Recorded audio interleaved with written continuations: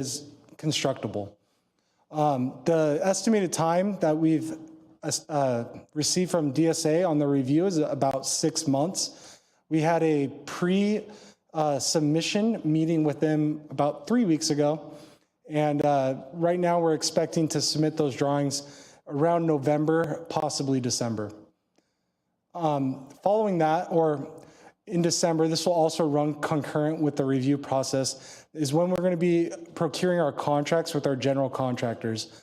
As you know, with the leaseback process, we have to do a formal RFP, interview several general contractors, and select one or select a panel to contract with them for the project. What we intend to do for this project is we would like to interview general contractors and establish a panel, and then have those approved contractors competitively bid the project. So that way we're getting somewhat of the best of both worlds, where we're getting qualified contractors and we're also getting competitive pricing. CJ, when you say convene a panel, is that to go over the drawings to make sure the building is constructible? What do you mean by a panel? Through the RFP process, we have to have an interview panel where we interview the general contractors, and we have a set standard of questions that we ask each of them. And then we really will, I don't want to say grade, but we score the interview to establish the best value candidate. So say we have 10 general contractors interview, we might be taking the top 5 scores and have them competitively bid the project. And then, of course, following DSA approval would be our project construction. Right now, we have that tentatively scheduled to begin summer of 2023 with an estimated 18-month duration. All right, so this, in the image you see on this screen, this image is our revised floor plan from our design development. You can see several changes have occurred. From our last review of schematic design, we met back with the high school administrators and athletic staff to really determine what their priorities and what their needs were for the gymnasium itself. We really tried to reduce the square footage overall by reducing the team room sizes and and integrating single occupancy restrooms into the sets of gendered restrooms. So I'll take you through the floor plan really quickly. Overall, the gymnasium portion of this project is 30,297 square feet. It consists of a 3-court gymnasium, lobby with interior corridors. When we met with the high school administrators, it was really a huge priority for them to have interior access to the gym floor. Because with this being a new gymnasium, the added debris getting onto the courts would really reduce its lifespan, and the overall maintenance of a new facility would likely be extended by having this interior access. As I was previously saying, we do have 5 reduced size team rooms. In the previous layout, the team rooms were a bit larger, and there was additional somewhat of a wasted space with the access corridor to each of the team rooms. So what we actually did is we reduced the team room sizes, and we're able to fit 4 team rooms for our team. And then we were double purposing the guest team room, which you can see on the right-hand side, as a guest team room and a film room for its athletic teams. Yeah. Excuse me, CJ. You may not know the answer to this question, but currently, do all of our sports have a team room? Now, I realize that like swimming is males, females, frosh-off, JV and varsity. So, that's 6 teams. But I was just wondering what our status is on the teams having a team room. I don't believe we have team rooms for all of our teams, and I don't think that is typical at any high school that I've been involved with. From my understanding, most of them do, and that is why the request, that's why the high school, the staff really has pressed that this is a need for them. They'd rather still have, we would need 2 if it was a competition gym for the 2 teams that are playing. And their advocacy has been to try to retain the 4 that are there, even if it's at a reduced size, because right now sometimes people still have to share rooms alternate seasons. But as you know, many of our teams, even if they practice or do other things outside of their competitive season. And so with Title IX and various other things, this is something that they've been advocating for. So who would make the decision of who gets those team rooms as compared to the ones in the other gym? I believe with the site, that's typically Right. where they've been assigned. But from my understanding, it would be mostly sports that utilize the gymnasium, volleyball, basketball, those types of Okay. the court sports. It would be prioritized, I believe. Great, thank you. Absolutely. Following that, we have 2 sets of gendered restrooms. Each one of those sets would contain a boys and a girls restroom, with one of them being on the left-hand side and one being on the bottom right. Part of those gendered restrooms, we wanted to make use of the plumbing in the same space and create single occupancy restrooms that were both some accessible from the exterior while also some accessible from the interior as well. We have a concession stand, which you can see on the bottom left-hand corner, and storage, which is on the top right. Our storage was slightly reduced from our schematic design to incorporate that guest team room. And we also incorporated our electrical room into that as well. Phase 2 is our weight room. If you recall from our last presentation, we determined that we would like to, while designing this as one complete project, we will be at least getting separate pricing for each of these phases. And if we can do both of them within our budget, that would be great. But we want to have the ability to proceed with the weight room because it is a huge need for our campus in the future. And you can see that totals our with the weight room, that gives us a total square footage of 33,362 square feet. So our previous schematic design for reference was 37,790 square feet. So now I'm going to continue through some of the project renderings that we have for our second gymnasium. And I did want to make sure I noted something as we go through these. The finished material colors and the branding are not finalized. A lot of this is just our architect's interpretation of what they envision for this project, but there are meetings that we would like to have with our site administrators to really personalize the branding and the branding, the colors, and the overall fit into the campus as well. For example, for the multi-story building, we're holding branding meetings of how we will be doing some of our display cases, and we're doing a lot of that work now. But with the gymnasium, there might be a little bit more to that, so we'd probably want to get a little bit ahead of it, at least on the exterior portions. So this is the main entrance to the gymnasium. So this would be providing the new face for the athletics for our campus. And really, I want to go to the next slide because a lot of our athletics events and games, since this will be a competition gym, are at night.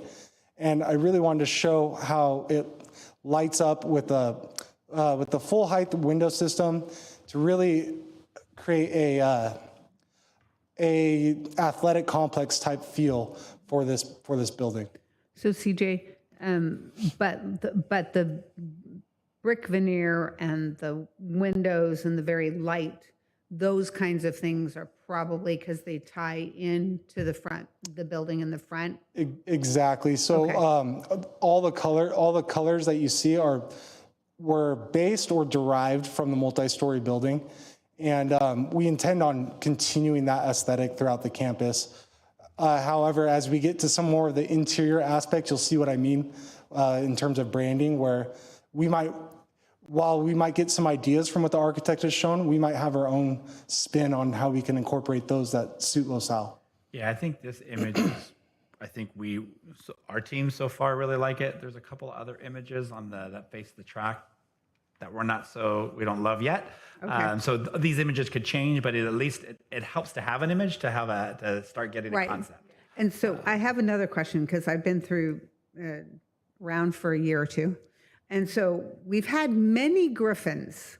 So is this really, and I love this Griffin. So is this really the Griffin that we are really, because at least sports teams that I saw in the past, It is our Griffin. We use a slightly different Griffin on the crest, where it has that academic, on the very front of the STEM building. That's more of a Greekish, if I recall, mythology Griffin. But from our athletic standpoint, this is the Griffin we've been utilizing. Great, thank you. And I think once you put it on a building, it locks you in even more. It becomes the Griffin for sure. So CJ, looking at through the glass and the black and white looks like black basketball game. I have new glasses, so I'm trying them out here. But it looks like it's on a second floor. So that is actually as we go through, you'll see it clearer, but that is actually a vinyl wall covering.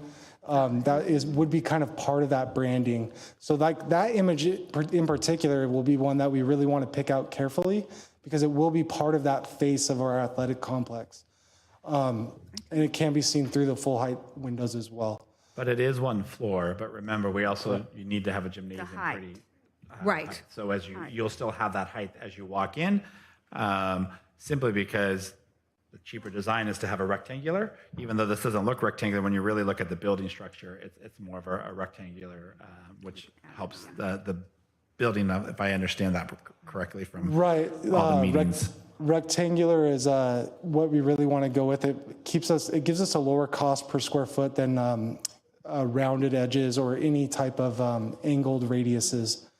And with the design of a gym, a lot of our conversations with our architect have been to take some of these angled architectural features and the vinyl images that could be seen from the outside to create more of a lively action type feel for fans and students when they see the gym.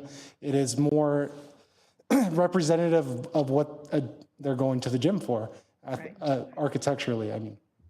Sorry. Okay. CJ and I have a question, two of them actually. One is I'm the one who always keeps saying we need to raise the ceiling on the gym from going to too many volleyball games and having it hit down. So I hope the interior is risen. And I'm looking at that particular picture, and I want to make sure that it does go at an angle up and it's not just the perspective of the photograph.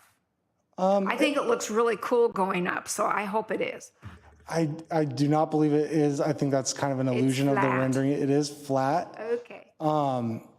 But yeah, I mean, I just think that looks, like we're so. I could totally see what you're saying from this from this angle of this rendering. The roof structure is flat itself. However, with it being the front of the or athletic face for the campus, we do plan on having lit signage and the logo behind it. If you could tell that the lettering is a little bit brighter, it will be the face of athletics for the campus. So we are doing everything we can to really highlight that and make it the home of the Griffins. Okay, thank you. So on this next slide, we see one of the views from the track side of the gymnasium. And this is a little bit more where you could see some of the branding that our architect, it was just their best interpretation of what could go on the outside of the building. You see the brick veneer below, and then you see the metal panels above. They have branded some motivational words and other words that might be associated with a gymnasium on the building. That isn't something that we have to incorporate, but it may give us some ideas for something that we may want to incorporate in the future. As you can see as well, we also have this scoreboard posted on the exterior of the building. This will be approximately 30 feet further set back than where our existing scoreboard is right now. If you've been to the track and field, you'll know that our existing scoreboard is right at that fence line that you see on the left-hand side. We're having discussions with the site right now because we've previously discussed doing a video scoreboard, but we want to make sure if we're installing a video scoreboard that it's somewhere where fans and the parents and the students can all see from the stands. So we don't want to put a video scoreboard where it loses some of its purpose, being so far away that you can't clearly see the video. Right. Now, here's an image of the north corridor to the courts. You can see our architect has labeled this the center court with the next court, the north court, and on a further slide, you'll see the bottom court is labeled as the south court. So it's an easy way to identify and really highlight the entrances to the court. They're using the blue color scheme to identify those entranceways, and using some branding above each of the doorways. And that would be like a vinyl type image that we'd be selecting with the site. Maybe some of our students, we could use our own images if we wanted to as well. The flooring in the building right now is designed to be stained concrete, which is typical for a gymnasium and very durable, lasts for an extremely long period of time. So as we go on, we see that we're at the southern portion of the corridor, and this is where the concession stand would be. On the right-hand side, where you see the brick veneer pop out, that would be the concession stand that is able to service both the interior side of the gym and the exterior side of the gym. So we got rid of the ticket booth, but we kept the concession stand. Correct. Got it. Because remember, that concession stand can be used for the track and field, for lacrosse, for soccer, technically even for baseball. I mean, I've been to different events at other high schools, and the concession stand's pretty far down, but it can still service a lot of different areas. Yeah, that's awesome. Thank you.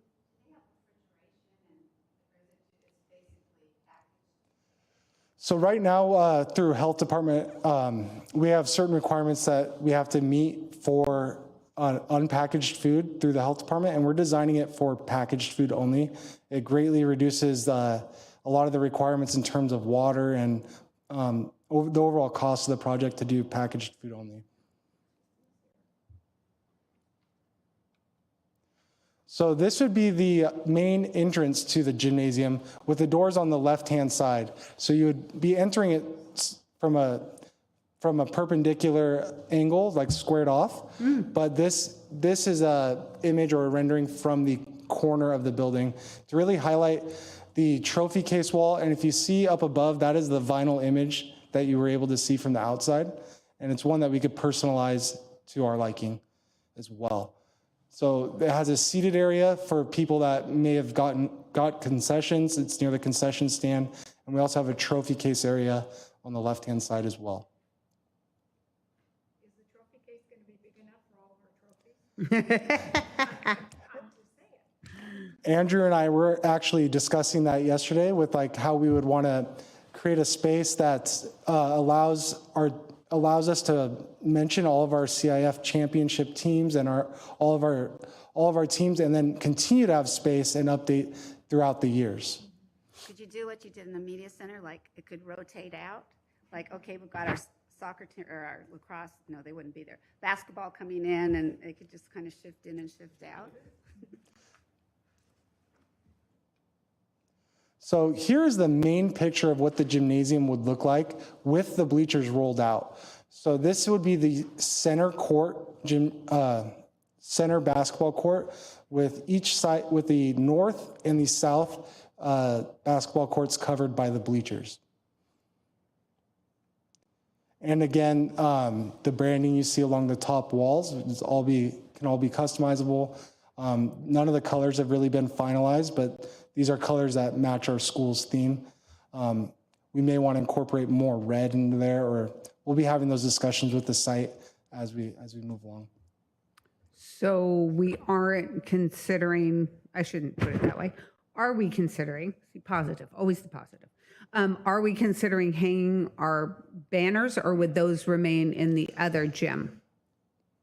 Those discussions haven't quite been brought up, but speaking from my experience, I know that it is always a difficult thing to continually hang the banners up and continually make space for new teams that are winning. So we'd like to find a more long-lasting approach to that. Whether we want to move banners over is a conversation we'll have to have with the site. Okay, great, thank you. We did, when we first reopened the gym when it was renovated, they didn't put any banners up, just for historic context. And they just tried it by projecting it up on the walls whenever anything anything was in there. And I don't think that was, yeah. So just, We'll find a better solution. okay. Yeah. Yeah, remember, these are just renderings from the architects, and they don't have all of our banners. In our current gym, they also have a painting of our alma mater because during assemblies, et cetera, our students actually sing the alma mater, I think. I could be wrong. So again, if this is the larger venue for those assemblies, there may have to be things of that sort as well. So that's why it says all these renderings could change. They're really just helping us get a vision, big picture. But that doesn't mean we're still not going to ask the questions, James. I think it's great to ask those questions. Absolutely. And it's important that we bring these things up. The seating capacity did it change? It has not changed. I believe that we're at 2,000. Yeah, right on. Thank you. One of we've requested additional renderings from our architect as well, from the perspective of sitting in the bleachers, to really establish where we want to locate our interior scoreboards. With a lot of the basketball hoops that raise up, we really want to make sure our fans on both sides have clear vision to the scoreboards. So we haven't received that rendering yet, but that's something that we just requested about 2 weeks ago. And so, and when these bleachers go back, you've got a full court here and a full court there. Absolutely. Got it. So total of 3. It's really great. Okay, moving Oh, on. the fun part. The fun part. The second gymnasium budget and estimates. So just to recap on where we've been, the total project budget from our last presentation was $21 million, which would leave us with a construction cost budget of approximately $17 million. That leaves room for that 20 to 25% soft costs that are part of every project. One thing that Dr. Pulver alluded to earlier that I wanted to mention, that construction material prices have risen dramatically since the start of the pandemic. As of May, year over year, it rose 19.2%. And from the start of the pandemic, it's risen 35.6% for construction materials. That does We make got really lucky. We locked in our price for the STEM building. It really makes things a little bit difficult as we're trying to whittle our price down, and sometimes we feel like we're taking 2 steps forward and 1 step back. So it's a constant battle. We're hoping it improves. It looks like it's plateauing, but only time will tell. And would this probably go we would probably do this project as a lease back again? Yes, but slightly different, where we would have several qualified contractors, and then we would make them competitively bid against each other. Okay. So in reference, for the multi-story project, we brought Erickson Hall into that project earlier on, and they provided a lot of the constructability through the design process. With this process, we would be fully designing the project and then having it bid out, but to pre-qualified contractors instead of an open bid. But when we went into a contract, then we do a lease back with a guaranteed maximum price. Absolutely. Great. Okay. Thank you.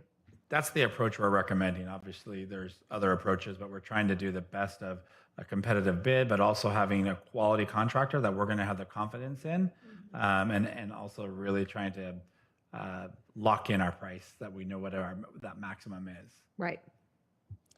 So with that, we also want to make sure that we're doing our due diligence to get the most comprehensive estimates possible from multiple sources. So right as of our design development drawings, we received 4 estimates, one of them being from an estimating firm, O'Connor Estimating, who was very accurate on our estimates for the multi-story project. So we wanted to continue using them. And then we got 3 other estimates from general contractors that are local to the area and that have experience working with people involved with the project. The estimates that are listed here, they include both phase 1, which is the gymnasium, and phase 2, which is the weight room. The estimates also have factored in all soft costs, all hard costs, and what's anticipated for escalation, even though it's kind of a moving target over the last year or so. Our first estimate from O'Connor for the total project cost had it at $27,781,000 for the gymnasium and the weight room. And on the next slide, you'll see we break it down a little bit further. This is just a general overview of where the estimates that we received, where they each were at. Erickson Hall's estimate was at about $30,500,000, with Lusardi Construction at $33,600,000, and Miller Construction at $30 million. And if you see in parentheses where it says detailed estimate and then lump sum only, because we have worked with Erickson Hall, they provide a full-blown estimate that goes into detail of where each of these costs are. With some of the other general contractors that don't necessarily have the time to put together a full report at no cost, their estimating teams went through the drawings and they ran their own numbers, and this is they basically gave us a number, and then we had conversations as to what their difficulties were, where we can make adjustments to reduce cost, and where their contingencies were. Since we received 4 different estimates, one of the things we really wanted to do was to normalize the amounts. For example, some contractors may be including a 10% contingency for changes or unforeseen, while another might be including a 15% contingency. So we really wanted to break those down so that we could really get the root number and then normalize those contingency amounts to get a best overall number. So as a team, we went through each of the estimates and had conversations with both Lusardi and Miller about their numbers, and we were able to break it down as follows. And I just want to remind you, what we keep trying to give you is the total cost. The construction cost is what they give us. Now we then have to factor in the 20 to 25% soft cost, because if we don't factor that in now, when we're trying to make decisions about budget and what ultimately we can afford, we're not making the best decision. It's short-sighted. So that, remember, that 30 plus million is all in, hard and soft. And we've already paid our architect. And that's already been in, okay. Correct. We're contracted with our architect, so that soft cost is locked in, per se.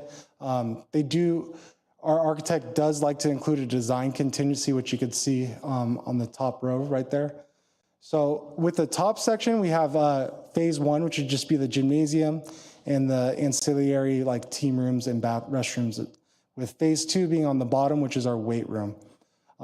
Because this is the way we plan on separating it out as we bid the project, we also wanted to do our estimates broken out this way as well. You can see our soft costs are estimated at about 2.7 for the gymnasium, and our construction costs were at $20,200,000 for the gymnasium itself. That brings us to a total project cost of $22,947,000. But because things change or there's unforeseen conditions throughout a project, we would like and recommend to hold a contingency in our budget, which is where you see the design contingency and the construction contingency, excuse me, and to give us a total project cost for the gymnasium at roughly $25,800,000. And then, as you can see below, phase 2 for the weight room, the estimated construction cost is $2,469,000. A lot of our, like we said earlier, our soft costs with our architect are already contracted, and it includes the weight room already. So the majority of the soft costs for the weight room will already be captured as part of the gymnasium itself. So as we continue down, you can see that the gymnasium and the weight room would have a total project cost of $25,400,000, approximately $25,400,000. And then if you include our contingencies, it would be $28,500,000 for the gymnasium and the weight room. CJ, is it fair to say that if the weight room was a separate phase completely a year or two down the road, that the soft cost would increase, because then that's not really being the economy of scale with the main gym? In some aspects, it would, in terms of like a inspector, for example, or people that have to be out there hourly. But really, in terms of like the overall project, that's probably like a 1 to 2%, which when you get in the millions, Good to know. can be a lot, but it's small on the scale of the project. Okay, good to know. So moving on, I wanted to discuss some things to consider and what our next steps are as we continue the design for the gymnasium. Our very first next step would be to begin the removal of the portable classrooms located in the second the building's footprint. This is already part of our contract with Erickson Hall. So we are already, as the number that we have for our guaranteed maximum price for the multi-story includes the removal of these portables. So we have actually already captured that cost. And following that, we need to complete the construction documents, which is the final phase of the design process prior to us submitting to DSA. And those are the documents that we'll really be using to establish a final project estimate. As we get more details and the design gets to its fully complete stage, we'll be able to get our most accurate estimate. And throughout that whole process, we're going to be continuing to value engineer our finish items and material wherever possible to provide cost reduction options. A lot of these would include things I mentioned earlier, like the exterior metal panels, the exterior brick veneer, plaster and paint. In my opinion, for what we're doing with the modernization, I believe the exterior brick veneer is a theme that we would like to continue throughout the campus, where maybe we could deviate from the exterior metal panels and use like a plaster and paint branded that would satisfy the aesthetic needs equally as well. But those are all options that we really want to establish what the exact cost is before we really proceed down either road. I think particularly the metal plates that are on the side by the track where you saw they were these different shades of white, I guess, and they had the little things. I don't know if that needs to be metal; it's more expensive. And then even the new thing they're putting up on top, I'm not sure that bronzy panel or whatever. I do think the blue one on the front that gives it the face that really ties into the STEM building might be something, unless there's another way to achieve that similar look to tie it in with the remainder of the building. And then I don't know if there's much glass on that side, varies construction cost wise or not, but we'll look at everything. So with the metal, the one question I do have is, or just a comment, I guess. I would like to make sure that we're looking at things that, as we look at deferred maintenance and maintenance going down, that we're looking at things that we can maintain to keep to looking really fresh and good, because I do know that our deferred maintenance budget is a little bit more limited, and we want to make sure that we're really making this look fabulous for a long period of time. Like I liked that you had given us the information on the STEM building that the blue metal was like this fancy schmancy won't fade paint or whatever, however it was. But just with those things in mind, considerations. Absolutely. Those are all discussions that are part of really any value engineering conversation. Is there's maybe some type of trade-offs, and those are all conversations that we'll be having through our presentations and really be discussing as a district as a whole before any decision is made. This goes to show my ignorance on where north, south, east, and west are. I could go in, and I'm in a south-facing beach. I'll never get over that. But anyway, when they had all the glass on that one side that was up to where the track is, one of the thoughts I had is the sun going down, if it was facing west, it could blind people on the track. Like I said, I don't know if that is a consideration. I don't know if it's going to be far enough away so it won't be a problem. I don't know how the trees are behind it. But I'm just saying that we should probably make sure that we are not going to be blinding people up with the sun coming down. Yeah, the window systems themselves do not go high enough, I believe, to really have that effect on the track facing side, and they're also set back 30 feet.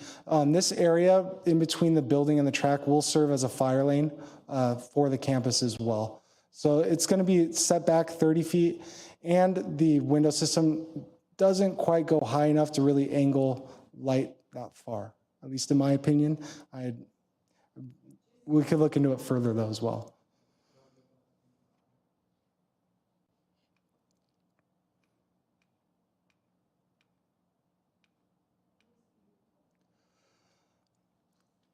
And then one of the other things that we're going to be doing as we're continuing to design this project is to proceed with our initial modernization of the high school overall.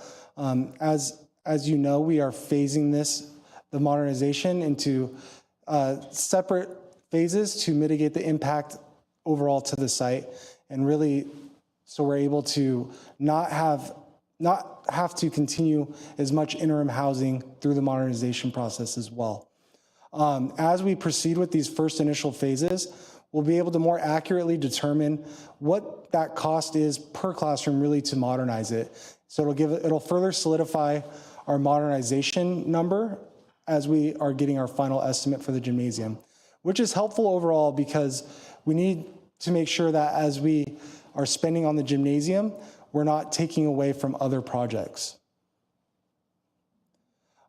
And to continue along that path, one of the things we're working on right now is finalizing the cost for the multi-story STEM building. As that project has completed, we're really trying to close out all of those costs and see where we're at within our budget. And I know Myra and her team are working diligently on the CBOC report at this moment. And we're having those conversations today and over the next several weeks. So some of the things that could be rolled over from those projects would be the return of our project contingency with Erickson Hall. There's a good amount of money that will be coming back to us from that alone.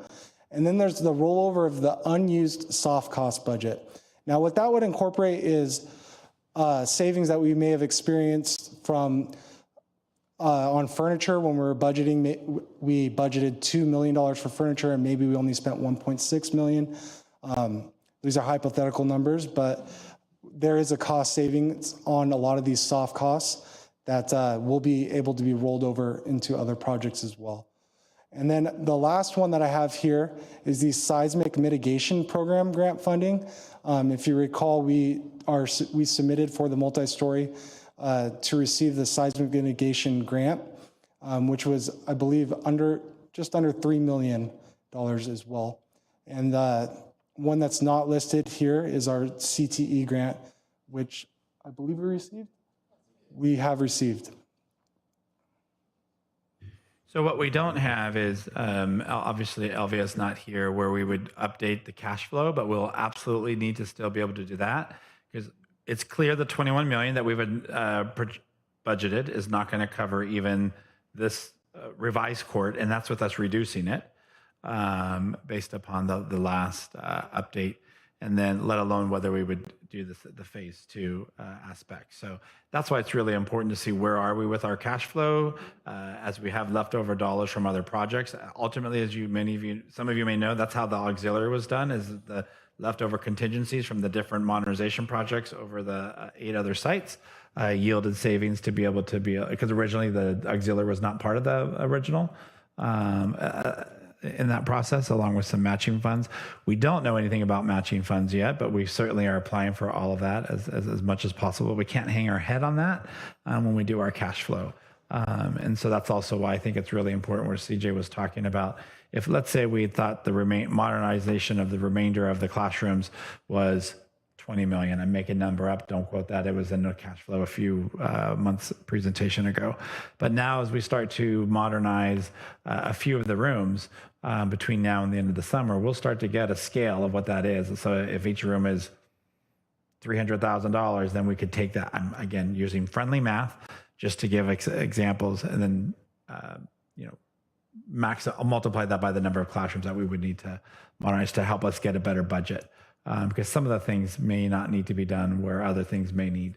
So we want to just make sure that while we can move forward with this, that we do know we need to expand our the budget of that just due to construction and inflation and building materials, but also not necessarily compromise the ability to still modernize the remaining of the classrooms. And as we've shared previously, we really don't think that there's much there to be able to do much through the Performing Arts Center to the PAC. It's such a massive building.